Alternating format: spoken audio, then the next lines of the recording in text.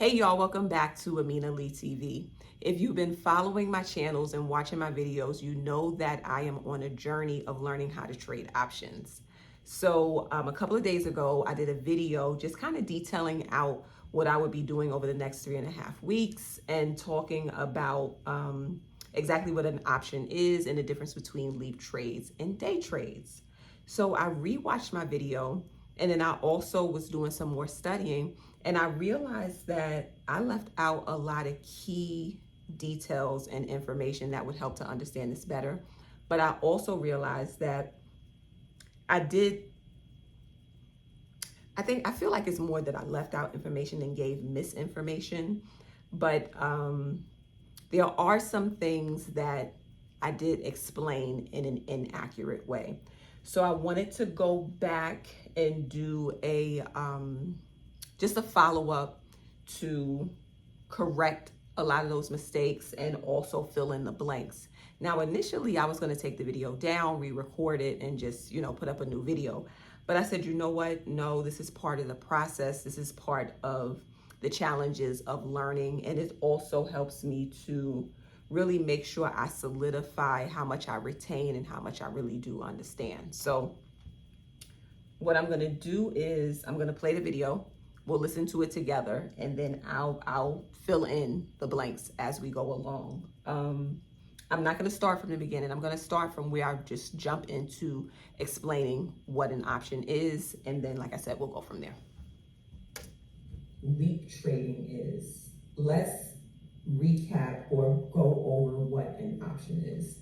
So by definition, an option is a financial contract that gives the buyer, which would be me, the right but not the obligation to buy or sell an asset at a predetermined price before or on a specific date. So I'm going to stop there because there's a couple of things that I should have mentioned in that space as well. So there's two key players here. There's the buyer, which would be me, and then there's the seller, the person that I'm buying from. I mean, that feels like it's obvious, but it's also always good to say. Another thing is that the seller has the obligation and the buyer has the right. So, and that's essentially what you're buying, what the contract pretty much solidifies. The seller is obligated to do whatever the buyer desires to do when it's time to take action before that option expires. He's obligated to do it simply because he bought the contract, he paid a premium, and that's what that agreement is. As the buyer, I have the right to do a couple of things: to sell the stocks, to purchase the stocks for myself, to sell the contract if I desire to, or just to let it expire, or if it falls below my strike price, and I'll talk about what that is a little later, then I just kind of lose out on my premium. I'm going to stop there because I think this will be good to distinguish the two between a day trade and a leap option. Now, in day trading, your time to expiration is shorter. And I don't know, I'm gonna arbitrarily say it's between, some people do it within 24 hours, some people probably do it within a couple of days. Like, that's day trading. That's the window is much shorter than a leap option, which is a minimum hold of 9 months, right? So I buy this option, I'm not trading it the same day. I'm not trading it within the same week. I'm holding it for a minimum of 9 months before I make my sell, right? And at the end of that 9th month is when it expires, right? Some options expire, like I said, 24 hours, 3 days, a week. I'm holding my option until a 9-month expiration date. So the minimum is 9 months, maximum 3 years. My mentor, if you've been watching my videos, Wall Street Trapper, he does between 9 months at longest 18 months. So I'm following his lead to a T because this is not something that I know. I'm not diverting from his formula. until I feel confident enough to do so. So I will not be holding options longer than 18 months, and I will not be holding them for shorter than 9 months. And what that typically means is that within that 9-month period, I have all of that time to decide exactly what I want to do with it. And I can do two things. I can sell my option at a higher price, or I can actually buy the stock that I purchased the option for. So to help. Okay, so before I get into whatever it is that I say next to help you understand it better, a couple of things that I left out that are important is that it's a good rule of thumb to take action, whatever it may be 30 to 45 days before your option expires. Good rule of thumb is what I'm learning.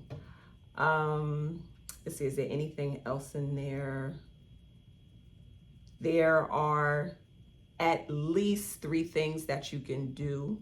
I've mentioned 2, which was to either buy the shares that you invested in or to sell your option. That third thing that I didn't mention is that you have the right to ask the seller or to require the seller to buy the share, not to buy the share, to sell the shares to the market if it is higher than your set strike price. And again, I'll explain what strike price is, maybe in this video, maybe in another video. I think it may be better if I explain it after what I explain in this next segment of the video. Make that make sense. I'm going to use the analogy of going shopping, going to a retail store for clothes. Let's say we go to Zara, we see a jacket that is $100.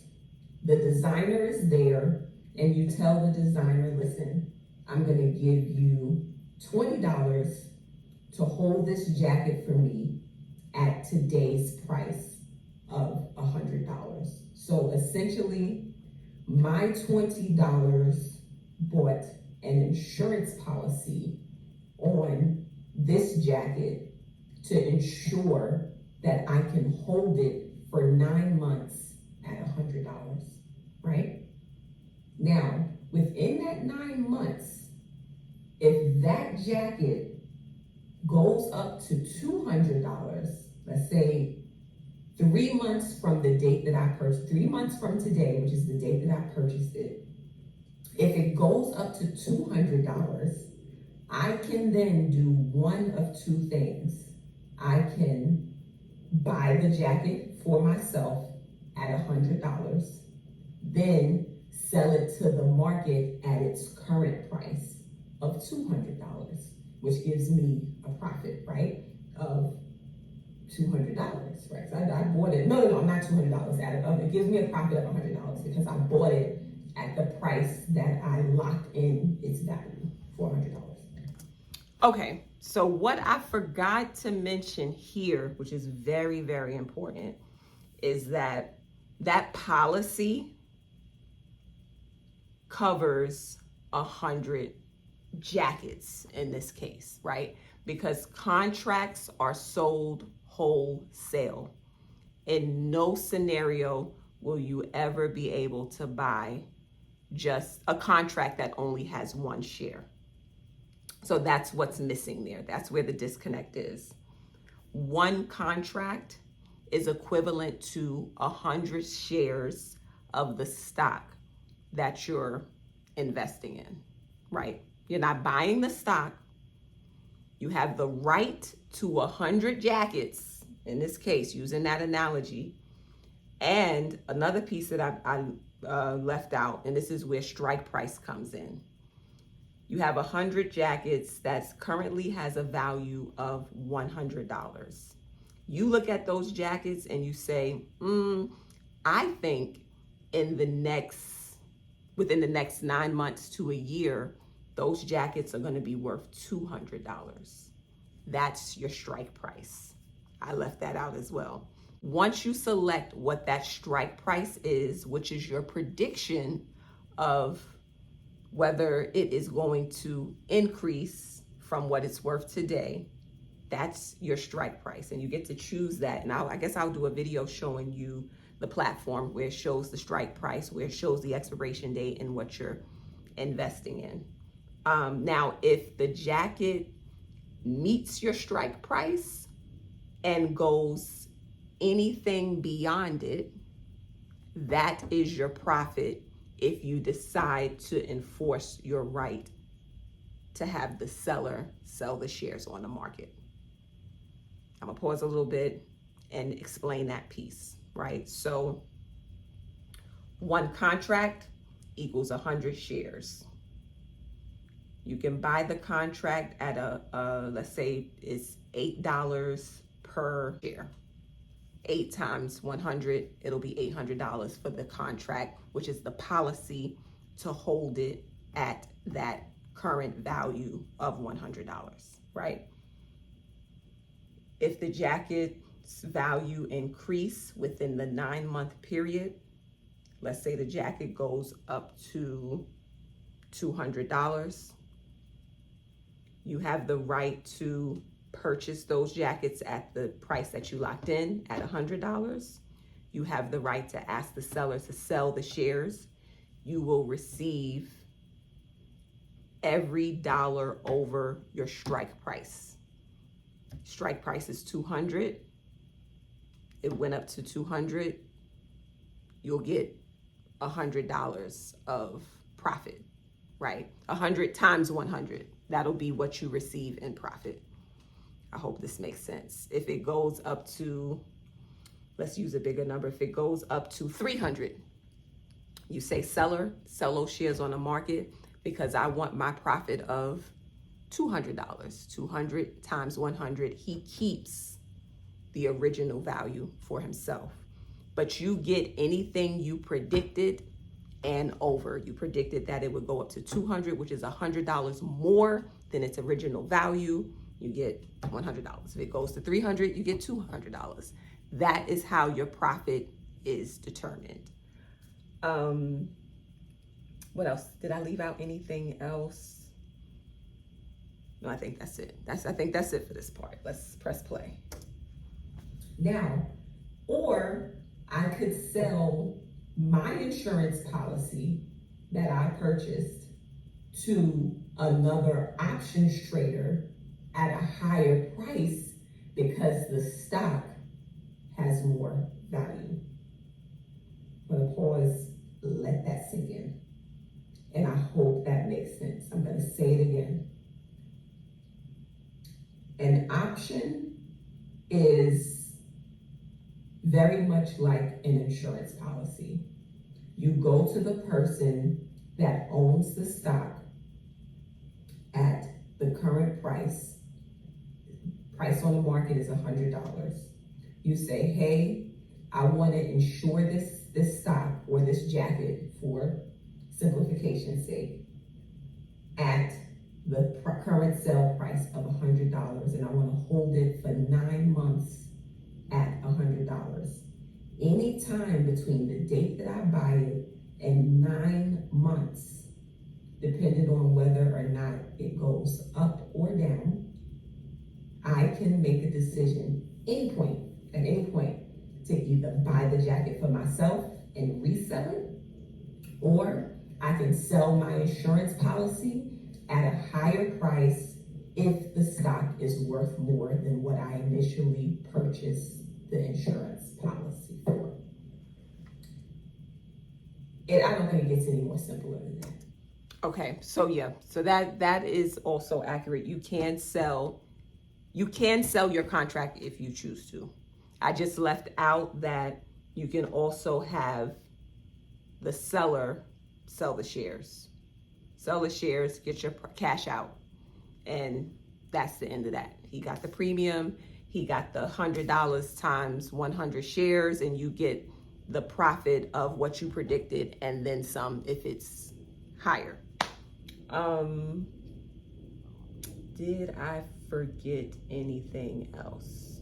Very, very important to remember that one contract equals 100 shares. I feel like I simplified it too much in saying that and just using the one jacket analogy, not realizing that, again, it's wholesale. That would have been 100 jackets. So if I decided to buy the jackets, I wouldn't have just been buying one. I would have been buying 100 to resell on the market at the higher price. All right, so now I'm gonna go into what LEAP trading is. So LEAP stands for Long-Term Equity Anticipation Securities. And these are simply long-term options that typically expire with expiration dates from 9 months out to 3 years. And it allows you to make long-term bets on a stock's future price, which is essentially what I just explained, right? On the future price. Now it can go up and down, and that's the beauty of having 9 months. Because in 9 months, if it goes down, hold it. Hold it until it goes back up. When it goes back up, then you make the decision on what it is that you're gonna do with your option. So in this part, and again, I just didn't stress that it is about whether it goes up or down, but not based on its original value price. It's really based on what you predicted your strike price would be. That is the key point that I missed in this video. You must set the strike price. That's essentially the gamble, right? It's worth $100 now. You have to predict how much more you think it's going to be, and you have to set a number. And if it goes over the number that you set, it's not just an arbitrary, oh, it's higher than the $100 that you invested in it at. You have to say, oh no, it's going to go up to like 200. Or it's going to go up to 250. You have to set what that number is. That's the baseline that's going to determine whether or not you win or lose, right? In a nutshell, did you win or did you lose? Because if it doesn't hit that mark, there's no win. If it goes below, but the good thing is the only thing that you lose or that you lost is your premium. That's the only thing that you lost. Or what you're gonna do with that asset that you have the right to either buy it for yourself, resell it, you can buy it, and you can actually hold it, put it into your portfolio. Either way, you're profitable in that sense. Yeah, I think, wow. Okay, that was easy. I'm looking at my notes. I wrote a whole bunch of notes because at the time I took these notes, I didn't understand it completely. But as I'm regurgitating it to you, which is why I created this channel, well, not why I created this channel, why I'm making these videos, is to help in me understanding it through explaining it. And I got it. I got it. LEAP options, you hold it minimum 9 months, maximum 3 years. Within that amount of time, you have the ability to sell your your insurance policy to another buyer at a higher price because your asset has more value, or you can buy that asset at the original price that you held the value for, and you can either hold it for your own personal portfolio, or you can sell it to the market at the profit. I hope this makes sense. I look so excited that I understand it. But again, I realize now it's just that I left out that one other option. And that option is that you can have the seller sell the assets and you gain profit. I left out strike price. That's mandatory for you to set, and how important it is that there is no profit if the value doesn't increase over the prediction that you made. Again, that prediction is your strike price. There's a formula to selecting a strike price, I can do a video on that, but I feel like, I mean, I'm 20 minutes in, that's a little too much. I don't want to make these videos any more complicated or confuse me anymore. I'm not there yet in the process. But once I get there, I'll be happy to make a video to re-explain it to myself. So yeah, that's it in a nutshell. Remember, contract is 100. It's 100,